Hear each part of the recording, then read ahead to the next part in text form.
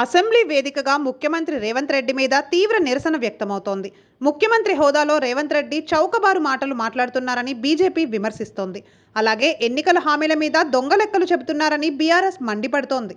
మొత్తం మీద అసెంబ్లీలో రేవంత్ సర్కార్కి పంచులు బాగా పడుతున్నాయి. ఏదైతే ఈరోజు గవర్నర్ ప్రసంగం పైన ధన్యవాదాల తీర్మానంలో ముఖ్యమంత్రి రేవంత్ రెడ్డి గారు సుదీర్ఘమైన ఉపన్యాసం ఇచ్చడం జరిగింది. గవర్నర్ నోటి ద్వారా అబద్ధాలు చెప్పించి ఏది చేయకుండా చేసినట్లు చెప్పడం, దానికి తోడు గవర్నర్ చెప్పని అనేక విషయాలు కూడా ఈ ముఖ్యమంత్రి ఆయన ఈరోజు అసెంబ్లీలో చెప్పడం జరిగింది. గవర్నర్ ద్వారానే కాకుండా ఆయన నోటి ద్వారా అనేక విషయాలు మేము చేసినట్లు చెప్తా ఉన్నారు. ముఖ్యమంత్రి స్పీచ్ ఎట్లా ఉందంటే ఆయన ఫ్రస్ట్రేషన్ లో ఉన్నాడు. మొన్న ఎమ్మెల్సీ ఎలక్షన్ లో ఓటమి ఇంకా తేరుకోనట్లున్నాడు ఆయన. ఈ రోజు ఎంఐఎం దోస్తాన ఏంటిదంటే మా మిత్రుడు చెప్పినట్లు ఫెవికాల్ బంధం ఓవైసీ ఏదైతే డిమాండ్స్ ఇచ్చి అడిగిండో మైనార్టీ గురుకులాల విషయంలో కానీ, రంజాన్ పండుగకు వాళ్ళకు గిఫ్ట్లు కానీ, ఇతర అభివృద్ధి గురించి చెప్తే అసెంబ్లీలోనే రిలేటెడ్ మినిస్టర్లకు చీఫ్ సెక్రటరీలకు ఆర్డర్ చేయడం కూడా జరిగింది. అంటే నేను ముఖ్యమంత్రి గారికి అడుగుతా ఉన్నాం ప్రతి మీడియా ద్వారా, మీరు తెలంగాణకు ముఖ్యమంత్రి, ఎంఐఎం పార్టీకి ఈ రాష్ట్రంలో బాల్య వివాహాలను నిర్మూలించాలనేటటువంటి ఒక సదుద్దేశంతో తెలంగాణ రాష్ట్రం ఏర్పడ్డ తర్వాత కళ్యాణ లక్ష్మి అనేటటువంటి పథకాన్ని ఏర్పాటు చేసుకోవడం జరిగింది అధ్యక్ష.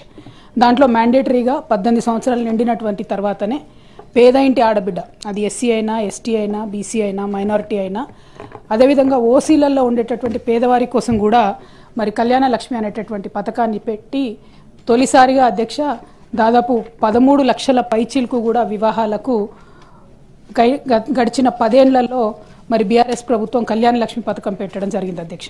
దాని రిపర్కషన్ ఏంటంటే అధ్యక్ష, రాష్ట్ర వ్యాప్తంగా అద్భుతంగా బాల్య వివాహాలు నిర్మూలించడమే కాకుండా దేశవ్యాప్తంగా కూడా మనం అన్ని ఇండికేటర్స్లో పైకి వెళ్ళడం జరిగింది అధ్యక్ష. మహిళా ఆరోగ్యం విషయంలో కావచ్చు, బాల్య వివాహాల నిర్మూలనలో కావచ్చు, మాతా శిశు ఆరోగ్యానికి సంబంధించిన ఇండికేటర్స్లో కావచ్చు అధ్యక్ష. సో ఒక సోషల్ కాన్సెప్ట్తోని బాల్య వివాహాలు నిర్మూలించాలి, అమ్మాయిల ఆరోగ్యం బాగుండాలి, తద్వారా పుట్టినటువంటి బిడ్డల ఆరోగ్యం బాగుండాలి, సమాజం బాగుండాలని చెప్పి ఇది మనం తీసుకోవడం జరిగింది అధ్యక్ష. దాంట్లో మరి మొదలు 50,000తో ప్రారంభించుకున్నటువంటి పథకాన్ని ₹1,00,000 వరకు కూడా ఆనాడు తీసుకొని వెళ్ళడం జరిగింది అధ్యక్ష. సో ఇప్పుడు ఎన్నికల సందర్భంలో ఇప్పుడున్నటువంటి ప్రభుత్వ పెద్దలందరూ కూడా కలిసి ₹1,00,000 సరిపోదు, దాంతోపాటు ఒక తులం బంగారం కూడా కలిపి మీకు ఇస్తాం కళ్యాణ లక్ష్మి పథకం కింద అని చెప్పారు అధ్యక్ష. కళ్యాణ మస్తు అని పేరు పెట్టి ఈ పథకాన్ని ఇస్తానని చెప్పి కూడా చెప్పడం జరిగింది అధ్యక్ష. కానీ 15 నెలలు గడుస్తున్నా కూడా మరి కనీసం కళ్యాణ లక్ష్మి ఎంతమందికి ఇస్తున్నారు, పాత పద్ధతిలోనే ఇస్తున్నారా, ఇస్తుంటే క్రైటీరియా మార్చారా లేదా, ఇంకొకటి ఈ తులం బంగారం మరి 15 నెలల్లో అయినటువంటి పెళ్లిళ్లకు మీరు తర్వాతైనా రీఎంబర్స్ చేస్తారా, ఏం చేస్తారు అనేటటువంటి అంశాన్ని మేము అడగడం జరిగింది అధ్యక్ష. జవాబు చూస్తే చాలా డిసప్పాయింటింగ్ ఉంది అధ్యక్ష. కళ్యాణ మస్తు పథకాన్ని కన్సిడర్ చేస్తున్నారా అంటే సింపుల్గా సాఫ్ సీదా కన్సిడర్ చేస్తలేము అని చెప్పి ఆన్సర్ ఇవ్వడం జరిగింది అధ్యక్ష.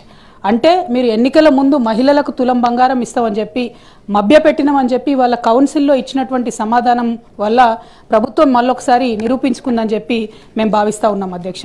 మరి ఇట్లాంటప్పుడు మీరు ఇక మిగతా హామీలను మహిళలకు ఇచ్చినటువంటివి అది 2,500 కావచ్చు, ఇంకోటి కావచ్చు, వాటి పట్ల కూడా మరి కనీసం ఏం ఫోకస్ చేస్తలేరా, ఆ విషయాన్ని కూడా ప్రభుత్వం దయచేసి చెప్పవలసిందిగా నేను డిమాండ్ చేస్తున్నా అధ్యక్ష. మరి ఇంత సోషల్ కాన్సెప్ట్, ఇంత బ్యాక్గ్రౌండ్తోని మంచి ఇండికేటర్స్తోని చేసినటువంటి కార్యక్రమాన్ని నీరుగార్చడం, మీరు ఇచ్చినటువంటి హామీ మీద ఇంత విస్పష్టంగా మేము అసలు చెప్తలేము, కన్సిడర్ చేస్తలేమని చెప్తే ఇది మహిళలను మీరు మోసం చేసినట్టుగానే మేము భావించవలసి వస్తుందని చెప్పి ఈ సందర్భంగా ప్రభుత్వాన్ని అడుగుతూ కనీసం మరి తర్వాతన్నా ప్రారంభిస్తారా అనేటటువంటి ప్రశ్నను నేను మంత్రి గారిని అడుగుతా ఉన్నాను.